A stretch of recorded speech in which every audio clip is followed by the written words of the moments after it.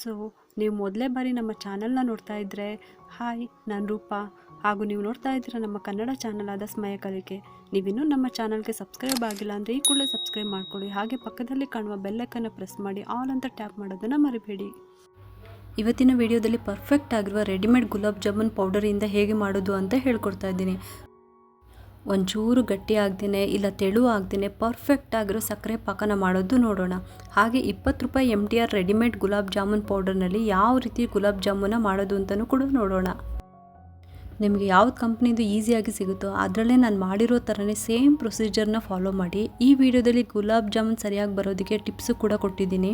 ಈ ಟಿಪ್ಸ್ಗಳನ್ನ ಫಾಲೋ ಮಾಡಿದರೆ ಗುಲಾಬ್ ಜಾಮೂನ್ ಒಡೆಯೋದಿಲ್ಲ, ಕ್ರ್ಯಾಕ್ಸ್ ಬರೋದಿಲ್ಲ, ಗಟ್ಟಿ ಆಗೋದಿಲ್ಲ, ಎಣ್ಣೆಗೆ ಹಾಕಿದಾಗ ಸಿಡಿಯೋದಿಲ್ಲ, ಅದೆಲ್ಲ ಯಾವ ರೀತಿಯೂ ಬರೋದಿಲ್ಲ. ಇವತ್ತಲ್ಲ ಇನ್ಯಾವತ್ತೇ ಆಗಲಿ ಈ ರೆಸಿಪಿನ ಮಾಡುವಾಗ ಈ ವಿಡಿಯೋ ಯೂಸ್ ಆಗುತ್ತೆ. ಅದಕ್ಕೆ ಈ ವಿಡಿಯೋನ ಸೇವ್ ಮಾಡ್ಕೊಳ್ಳಿ, ಇಲ್ಲ ಡೌನ್ಲೋಡ್ ಮಾಡ್ಕೊಳ್ಳಿ. ನೀವು ಕೂಡ ಎಷ್ಟು ಸಾಫ್ಟ್ ಆಗಿರೋ ಬಾಯಲ್ಲಿ ಇಟ್ಕೊಂಡ್ರೆ ಕರಗೋ ಥರ ಗುಲಾಬ್ ಜಾಮೂನ ಮನೆಯಲ್ಲೇ ಮಾಡ್ಕೋಬೋದು. ಬನ್ನಿ ಇವಾಗ ಸಕ್ಕರೆ ನೀರನ್ನ ಮಾಡ್ಕೊಳ್ಳೋಣ. ಫಸ್ಟು ಒಂದು ದೊಡ್ಡ ಗ್ಲಾಸ್ನಷ್ಟು ಸಕ್ಕರೆ ತೊಗೊಂಡಿದ್ದೀನಿ. ಸಕ್ಕರೆ ಎಷ್ಟು ತೊಗೊಂಡಿದ್ದೀವೋ ಅದ್ರ 3ರಷ್ಟು ನೀರನ್ನು ಹಾಕೋಬೇಕಾಗುತ್ತೆ. ನೋಡಿ, ನಾನು ಈ ಗ್ಲಾಸ್ನಲ್ಲಿ ಸಕ್ಕರೆನ ತೊಗೊಂಡು ಹಾಕ್ಕೊಂಡಿದ್ದೀನಿ. ಇವಾಗ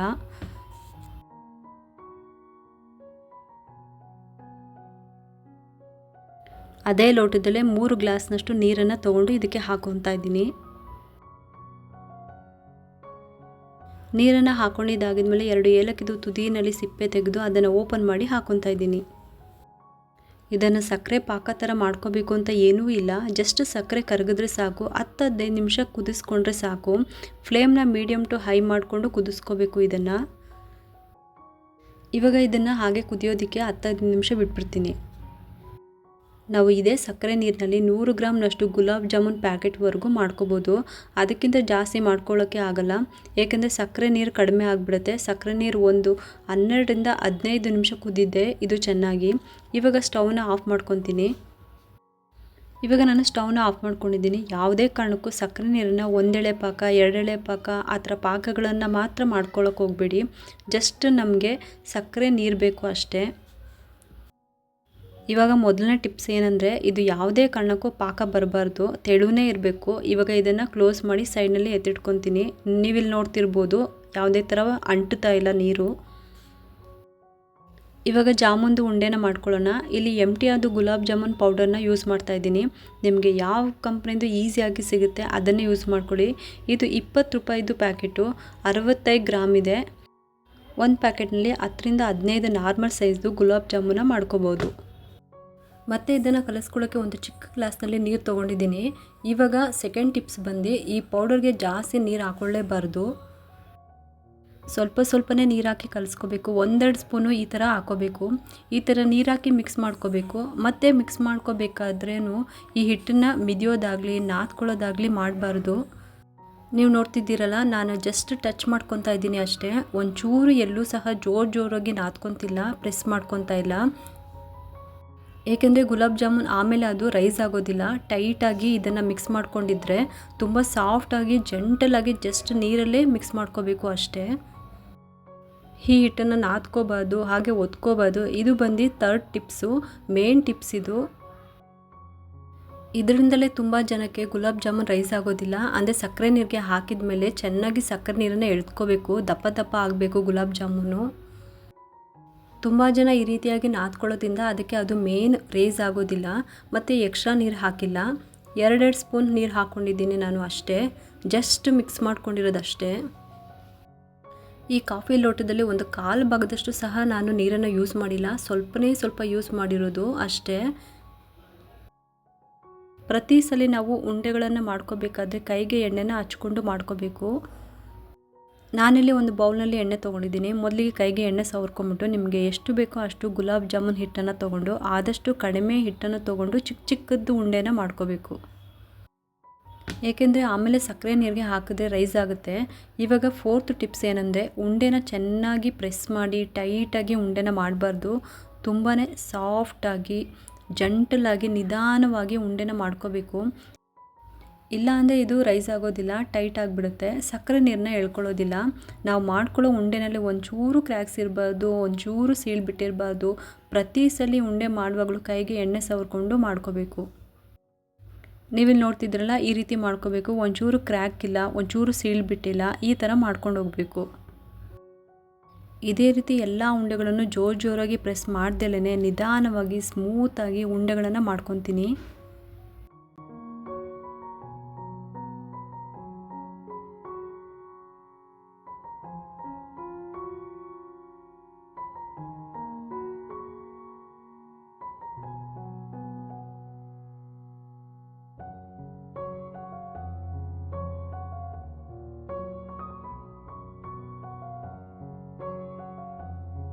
ನಾನೆಲ್ಲ ಗುಲಾಬ್ ಜಾಮೂನ್ ಉಂಡೆಗಳನ್ನ ಮಾಡ್ಕೊಂಡಿದ್ದಾಗಿದೆ. 20 ರೂಪಾಯಿ ಗುಲಾಬ್ ಜಾಮೂನ್ ಪ್ಯಾಕೆಟ್ನಲ್ಲಿ ಒಂದು 15ರಿಂದ 20 ಗುಲಾಬ್ ಜಾಮೂನ್ ಉಂಡೆಗಳನ್ನ ಮಾಡ್ಕೊಂಡಿದ್ದೀನಿ.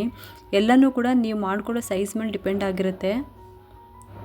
ನಾನಿಲ್ಲಿ ಚಿಕ್ಕದಾಗಿ ಉಂಡೆಗಳನ್ನ ಮಾಡ್ಕೊಂಡಿದ್ದೀನಿ, ಅದಕ್ಕೆ ಇದು ಪುಟಾಣಿ ಜಾಮೂನ್ ಆಗುತ್ತೆ. ಇವಾಗ ನೆಕ್ಸ್ಟ್ ಟಿಪ್ಸ್ ಏನಪ್ಪ ಅಂದರೆ, ಗುಲಾಬ್ ಜಾಮೂನ್ ಉಂಡೆನ ಮಾಡಿದ ತಕ್ಷಣ ಎಣ್ಣೆಗೆ ಹಾಕಬಾರ್ದು. ಒಂದು 5 ನಿಮಿಷ ಹಾಗೆ ಬಿಡಬೇಕು. ಅಷ್ಟರಲ್ಲಿ ಎಣ್ಣೆನ ಬಿಸಿ ಮಾಡ್ಕೊಂಬಿಡೋಣ. ನೆಕ್ಸ್ಟ್ ಮೇನ್ ಟಿಪ್ಸ್ ಏನಪ್ಪ ಅಂದರೆ, ಈ ಎಣ್ಣೆ ಜಾಸ್ತಿ ಬಿಸಿನೇ ಇರಬಾರ್ದು. ಯಾಕಂದರೆ ಮೇಲ್ಗಡೆ ಎಲ್ಲ ಬೇಗ ಬ್ರೌನ್ ಆಗಿಬಿಡುತ್ತೆ, ಬಟ್ ಒಳಗಡೆ ಬೆಂದೇ ಇರೋದಿಲ್ಲ. ಮತ್ತು ಕಡಿಮೆನೂ ಬಿಸಿ ಇರಬಾರ್ದು ಎಣ್ಣೆ, ಏಕೆಂದರೆ ಚೆನ್ನಾಗಿ ಕುಡಿದ್ಬಿಡುತ್ತೆ ಮತ್ತು ಅಬ್ಸರ್ವ್ ಮಾಡ್ಕೊಂಡ್ಬಿಡುತ್ತೆ. ಅದಕ್ಕೆ ಒಂದು ಚಿಕ್ಕ ಸೈಜ್ದು ಉಂಡೆ ಹಾಕಿಬಿಟ್ಟು ನೋಡ್ತಾ ಇದ್ದೀನಿ ಎಣ್ಣೆ ಕಾದಿದೆಯಾ ಇಲ್ವಾ ಅಂತ. ನಾವು ಹಾಕಿರೋ ಉಂಡೆ ಮೇಲೆ ಬಂದಿದೆ ಅಂದರೆ ಅದು ಎಣ್ಣೆ ಕಾದಿದೆ ಅಂತ ಅರ್ಥ. ಇವಾಗ ನಾನು ಉಳಿದಿರೋ ಉಂಡೆಗಳನ್ನೆಲ್ಲ ಹಾಕೊತೀನಿ. ಇವಾಗ ಎಣ್ಣೆ ಕಾದಿದೆ.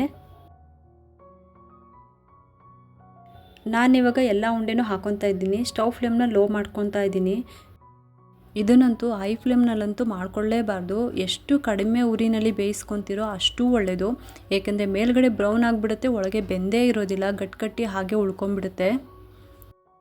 ಮತ್ತು ಗುಲಾಬ್ ಜಾಮೂನ ಬಜ್ಜಿ ಬೋಂಡ ಥರ ತಿರ್ಗಿಸ್ಕೊಂಡು ಬೇಯಿಸ್ಕೊಳ್ಳೋಕ್ಕೆ ಆಗೋದಿಲ್ಲ.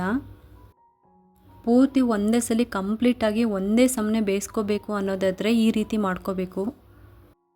ನೋಡಿ, ಈ ರೀತಿ ಮೇಲಿಂದ ಸೌಟನ್ನ ತಿರುಗಿಸ್ತಾ ಇರಬೇಕು. ಆವಾಗ ಕರೆಕ್ಟಾಗಿ ಸುತ್ತಲೂ ಚೆನ್ನಾಗಿ ಫ್ರೈ ಆಗುತ್ತೆ. ಇದು 6ನೇ ಟಿಪ್ಸು. ಪೂರ್ತಿ ಉಂಡೆಗಳು ಒಂದೇ ಕಲ್ಲನಲ್ಲಿ ಸುತ್ತಲೂ ಬೇಯೋವರೆಗೂ ಈ ರೀತಿ ತಿರುಗಿಸ್ಕೊತಾನೆ ಇರಬೇಕಾಗುತ್ತೆ. ಮೇಲ್ಗಡೆ ಸಾಫ್ಟಾಗಿ ಎಣ್ಣೆನ ತಿರುಗಿಸ್ಕೊತಾ ಇರಬೇಕು. ಸುತ್ತಲೂ ಒಂದೇ ಥರ ಫ್ರೈ ಆದ ನಂತರ ತಿರುಗಿಸ್ಕೊಳ್ಳೋದನ್ನ ಬಿಟ್ಬಿಡಬೇಕು.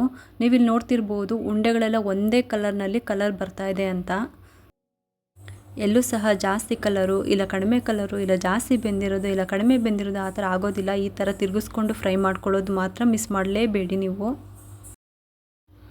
ಇವಾಗ ಎಲ್ಲ ಚೆನ್ನಾಗಿ ಬೆಂದಿದೆ. ಬೆಂದ ನಂತರ ಒಂದು ಪ್ಲೇಟ್ಗೆ ಹಾಕಿ ಎತ್ತಿಟ್ಕೊತೀನಿ. ನಾವು ಉಂಡೆನ ಕಲಿಸ್ಕೊತಿದ್ವಲ್ಲ, ಆವಾಗ ಸ್ವಲ್ಪ ಏನಾದರೂ ನೀರನ್ನು ಜಾಸ್ತಿ ಹಾಕ್ಕೊಂಡಿದ್ರೆ ಎಣ್ಣೆಗೆ ಹಾಕೊಂಡಿದ ತಕ್ಷಣ ಉಂಡೆಗಳೆಲ್ಲ ಸಿಡಿದು ಬಿಡ್ತಿತ್ತು. ಎಲ್ಲನೂ ಬಾಂಬ್ಗಳು ಸಿಡಿಯೋ ಥರ ಸಿಡಿತಿತ್ತು ಉಂಡೆಗಳೆಲ್ಲ. ಸೊ ಆದಷ್ಟು ಕಡಿಮೆ ನೀರನ್ನ ಬಳಸ್ಕೊಂಡು ಉಂಡೆಗಳನ್ನ ಮಾಡ್ಕೊಳ್ಳಿ. ಇವಾಗ ಕೊನೆ ಟಿಪ್ಸ್ ಏನಪ್ಪ ಅಂದರೆ, ಉಂಡೆಗಳನ್ನ ಸಕ್ಕರೆ ನೀರಿಗೆ ಹಾಕೋಬೇಕಾದ್ರೆ ಸಕ್ಕರೆ ನೀರು ಬಿಸಿ ಇರಬೇಕು. ನನಗಿಲ್ಲಿ ತುಂಬ ಬಿಸಿನೇ ಇದೆ ನೀರು. ನಾವೇನು ಮಾಡ್ಕೊಂಡಿರೋ ಗುಲಾಬ್ ಜಾಮೂನ್ ಉಂಡೆಗಳನ್ನ ಎಣ್ಣೆಯಿಂದ ತೆಗ್ದಿದ ತಕ್ಷಣ ಸಕ್ಕರೆ ನೀರಿಗೆ ಹಾಕೊಳ್ಳೋಕ್ಕೆ ಹೋಗಬಾರ್ದು. ಒಂದು 5 ನಿಮಿಷ ಹಾಗೆ ಹೊರಗಡೆ ಇಟ್ಬಿಡಬೇಕು. ನಂತರ ಇದನ್ನು ಸಕ್ಕರೆ ನೀರಿಗೆ ಹಾಕೋಬೋದು. ಎಕ್ಸಾಕ್ಟಾಗಿ 5 ನಿಮಿಷನೇ ಹೊರಗಡೆ ಇಡಬೇಕು ಅಂತ ಏನೂ ಇಲ್ಲ. 1-2 ನಿಮಿಷ ಇಟ್ಟರೂ ಸಾಕು. ಏನೇ ಅಂದರೂ ಎಣ್ಣೆಯಿಂದ ತೆಗ್ದಿದ ತಕ್ಷಣ ಪಾಕಕ್ಕೆ ಹಾಕೊಳ್ಳೋಕೆ ಹೋಗಬಾರ್ದು. ಒಂದ್ಸಲ ಈ ರೀತಿ ಸಾಫ್ಟಾಗಿ ಮಿಕ್ಸ್ ಮಾಡಿಕೊಂಡು 2ರಿಂದ 3 ಗಂಟೆಗಳ ಕಾಲ ಇದು ಚೆನ್ನಾಗಿ ಸಕ್ಕರೆ ನೀರನ್ನ ಹೀರ್ಕೊಳ್ಬೇಕು. ಆ ಥರ ನೆನೆಸ್ಕೊಂಡು ಇಟ್ಕೋಬೇಕು. ಸಕ್ಕರೆ ನೀರನ್ನ ಇದನ್ನು ಅಬ್ಸರ್ವ್ ಮಾಡ್ಕೊಳ್ಳೋದಕ್ಕೆ ಬಿಟ್ಬಿಡಬೇಕು. ತಕ್ಷಣ ಇದನ್ನು ತಿನ್ನೋದಕ್ಕೆ ಆಗೋದಿಲ್ಲ. ಇದು ನೆನಿಬೇಕು. ಇದು ಚೆನ್ನಾಗಿ ನೆನೆದ್ರೇ ತುಂಬಾ ಟೇಸ್ಟ್ ಬರೋದು. ಇವಾಗ 2 ಗಂಟೆಗಳ ಕಾಲ ನಾನು ಹಾಗೆ ಇದನ್ನು ಬಿಟ್ಬಿಡ್ತೀನಿ ಪ್ಲೇಟ್ ಮುಚ್ಚಿಬಿಟ್ಟು. ಇವಾಗ 2 ಗಂಟೆ ಆದಮೇಲೆ ನಾನು ಪ್ಲೇಟ್ನ ಓಪನ್ ಮಾಡ್ಕೊತಾ ಇದ್ದೀನಿ. ನೀರಿನಲ್ಲಿ ಚೆನ್ನಾಗಿ ಹೀರ್ಕೊಂಡು ಉಂಡೆಗಳೆಲ್ಲ ದಪ್ಪ ದಪ್ಪ ಆಗಿದೆ. ಎಲ್ಲೂ ಸಹ ಒಂಚೂರು ಕ್ರ್ಯಾಕ್ಸ್ ಆಗದೆ ಇಲ್ಲೇ ಮೇಲ್ಗಡೆ ಸಾಫ್ಟಾಗಿ ಒಳಗಡೆ ಗಟ್ಟಿಯಾಗಿ ಏನೂ ಆಗದೇ ಒಂದು ಸಖತ್ತಾಗಿ ಇರುವಂಥ ಗುಲಾಬ್ ಜಾಮೂನ್ನ ನಾವು ಮನೆಯಲ್ಲೇ ಸಹ ಮಾಡ್ಕೋಬೋದು. ಇಷ್ಟು ಟಿಪ್ಸ್ನ ನೆನಪಲ್ಲಿ ಇಟ್ಕೊಂಡು ಮಾಡಿದರೆ ನಾನು ಮಾಡಿರೋ ಥರನೇ ನಿಮಗೂ ಬರುತ್ತೆ. ಮತ್ತು ಯಾವಾಗಲೂ ಗುಲಾಬ್ ಜಾಮೂನ್ ಪೂರ್ತಿ ಮುಳುಗೋ ಥರ ಸಕ್ಕರೆ ನೀರು ಇರಬೇಕು. ಅರ್ಧಂಬರ್ಧಂ ಆಗೋ ರೀತಿಲಿ ಸಕ್ಕರೆ ನೀರನ್ನ ಕಡಿಮೆ ಮಾಡ್ಕೊಳ್ಳೋಕೆ ಹೋಗಬಾರ್ದು. ಪೂರ್ತಿ ಜಾಮೂನ್ ಸಕ್ಕರೆ ನೀರಲ್ಲಿ ಮುಳುಗಬೇಕು. ಆವಾಗಲೇ ಇದು ಚೆನ್ನಾಗಿ ಹೀರ್ಕೊಳ್ಳೋಕ್ಕೆ ಸಾಧ್ಯ ಸಕ್ಕರೆ ನೀರಲ್ಲಿ. ಇನ್ನು ಎಂಟಿಯಾದ ಗುಲಾಬ್ ಜಾಮೂನ್ ಟೇಸ್ಟ್ ಏನು ಎಕ್ಸ್ಪ್ಲೇನ್ ಮಾಡೋಂಗೆ ಇಲ್ಲ, ಎಲ್ಲರಿಗೂ ಗೊತ್ತಿರುತ್ತೆ. ನಾನು ಒಂಚೂರು ಹಾಳಾಗದೇ ಇರೋ ಥರ ಕರೆಕ್ಟ್ ಟೆಕ್ಸ್ಚರ್ನಲ್ಲಿ ಮಾಡೋದು ಹೇಗೆ ಅಂತ ಹೇಳ್ಕೊಟ್ಟಿದ್ದೀನಿ ಅಷ್ಟೇ.